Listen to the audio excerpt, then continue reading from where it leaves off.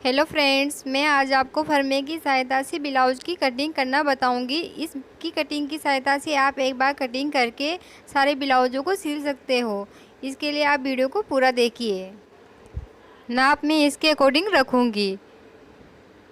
अब मैं फरमे की कटिंग करना स्टार्ट करूंगी। तो सबसे पहले मैंने फरमे को डबल कर लिया है।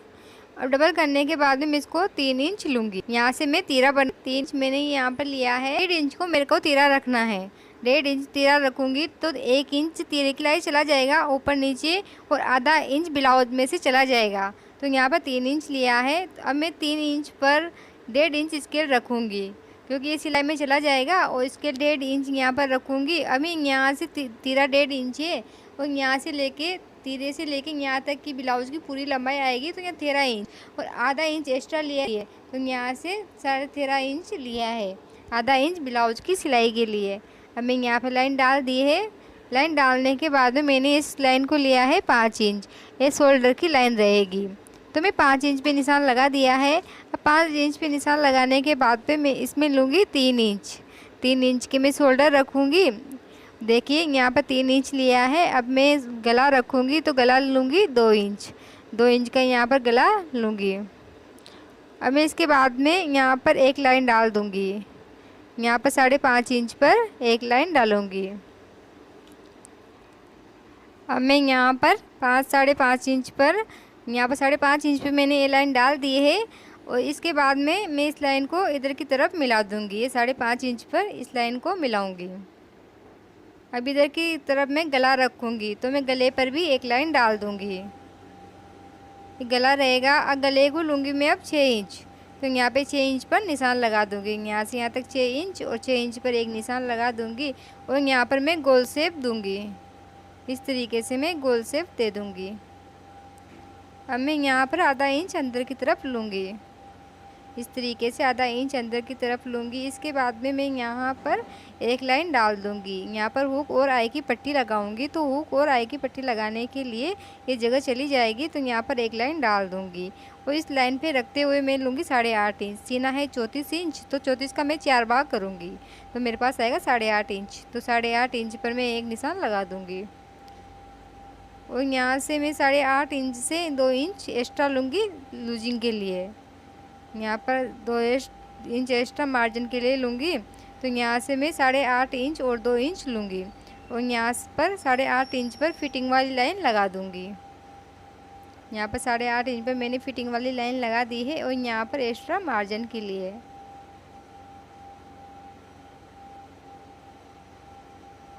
अब मैं यहाँ पर लूँगी इसको 1.5 इंच। 1.5 इंच पर मैं एक निशान लगा दूँगी। अब मैं यहाँ पर इस तरीके से शेप दे दूँगी।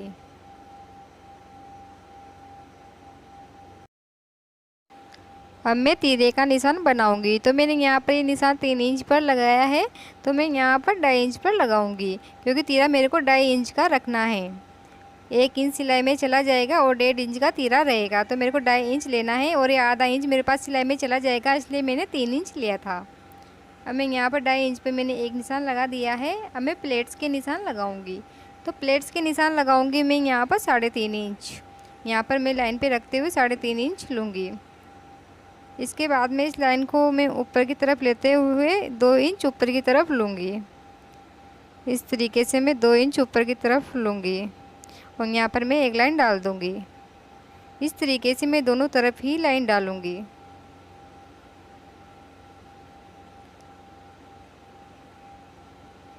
अब मैं यहाँ से 1.5 इंच हल्का सा ऊपर लेते हुए 1.5 इंच इस तरीके से ले लूँगी। वो इधर का भी ऊपर की तरफ लेते हुए 1.5 इंच ऊपर से लूँगी। और यहाँ पर मैं प्लेट्स के निशान लगाऊंगी। तो मैं इस प्लेट्स को इस तरीके से नीचे की तरफ लेते हुए ले लूँगी। और इधर की तरफ भी मैं इस तरीके से निशान लगा दूँगी। इस तरीके से मैं प्लेट्स के निशान लगाऊंगी।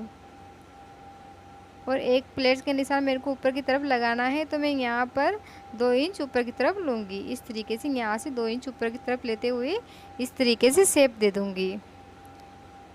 इस तरीके से मैं चारों प्लेट्स के निशान लगाऊंगी।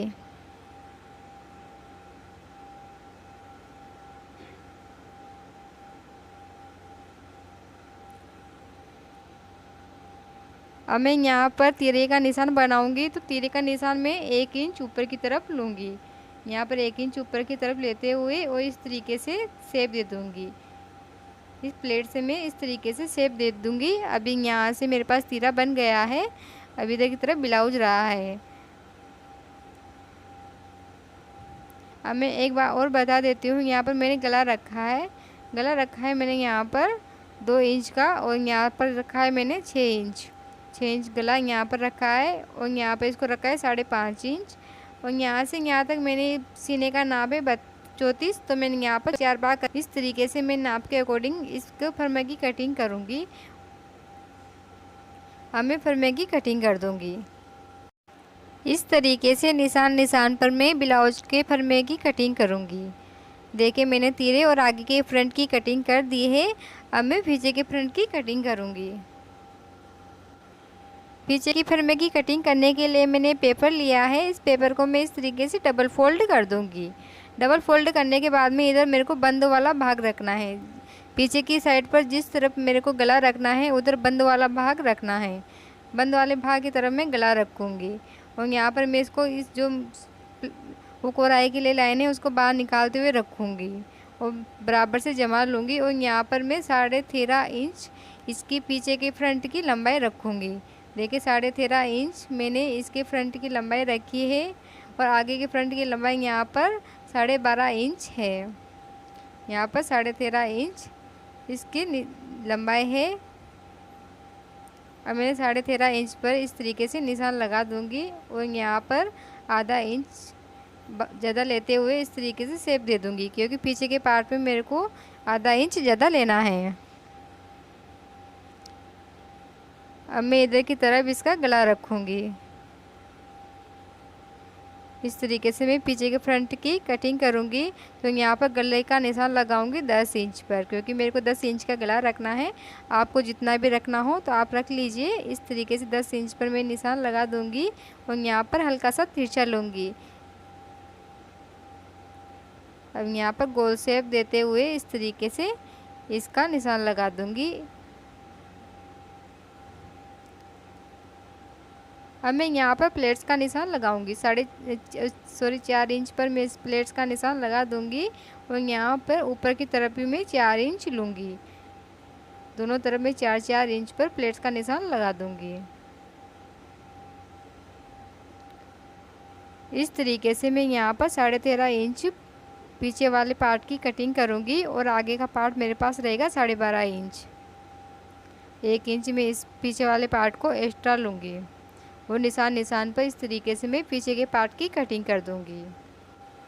इस तरीके से मैं आगे और पीछे के पार्ट की कटिंग कर दूंगी। आगे वाला फ्रंट मेरे पास 12.5 इंच लंबाई है, और पीछे वाले की 13.5 इंच है। अब बाद में ये 13.5 पर रह जाएगा। इस तरीके से मैं यहाँ पर तिरे की और आगे पीछे की फ्रंट की कटिंग कर दूंगी। अब यहाँ से मैं आस्तीन की कटिंग करूँगी। आस्तीन की कटिंग करने के लिए मैं इसको डबल लूँगी। डबल लेने के बाद में मैं यहाँ पे इसकी लंबाई रखूँगी। लंबाई रखनी है मेरे को इसकी 5 इंच, तो मैं 5 इंच पर इस पर निशान लगाऊँगी। देखिए 5 इंच और 5 इंच पे मैं इस तरीके से निशान लगा दूँगी, और 2 इंच एक्स्ट्रा लूँगी। 2 इंच एक्स्ट्रा लूँगी फोल्ड के लिए।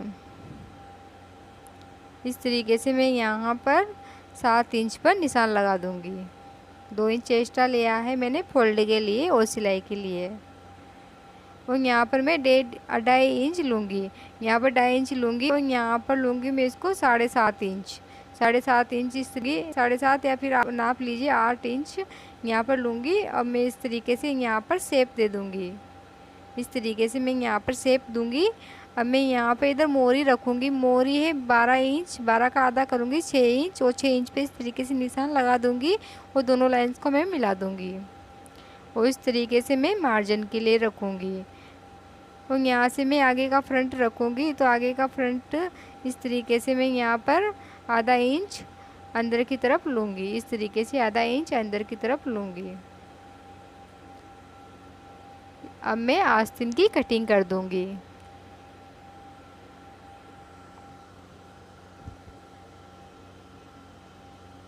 इस तरीके से मैं आस्तीन की कटिंग करूँगी। और यहाँ से मैं आगे के फ्रंट को रखूँगी, तो आगे के फ्रंट को मैं आधा इंच अंदर की तरफ लेते हुए कट कर दूँगी। इस तरीके से आस्तीन की कटिंग करूँगी। इस तरीके से मैंने ब्लाउज का फरमे को तैयार किया है। आप इस तरीके से एक बार फरमे की कटिंग कीजिए और देख लीजिए सही बैठ रहा है या नहीं। इसके बाद में आप इस नाप से किसी भी हर नाप को कटिंग कर सकते हो। कटिंग करने के बाद में फरमे की सहायता से सभी ब्लाउज को सिल सकते हो। अगर आपको मेरी वीडियो अच्छी लगी हो तो वीडियो को लाइक कीजिए, कमेंट कीजिए और चैनल को सब्सक्राइब कीजिए ताकि सभी वीडियो आप तक पहुंच सके। धन्यवाद।